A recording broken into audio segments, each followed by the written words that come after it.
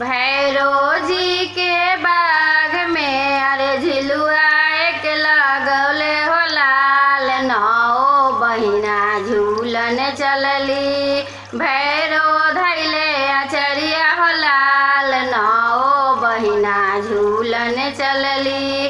भैरो जी के बाग में अरे भैरो जी के बाग में झिलुआ एक लगौले हो लाल, नौ बहिना झूलन चलली। भैरो धैले अचरिया हो लाल, नौ बहिना झूलन चलली।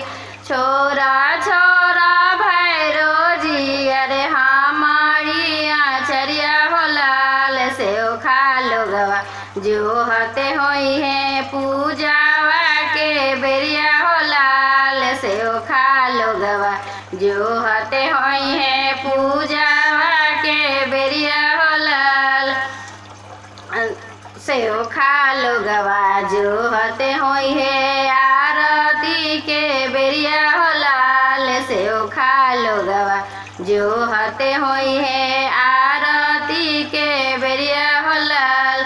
भैरो जी के बाग में अरे भैरो जी के बाग में झिलुआ एक लगौले हो लाल, नौ बहिना झूलत रहली। भैरो धैले अचरिया हो लाल, नौ बहिना झूलत रहली।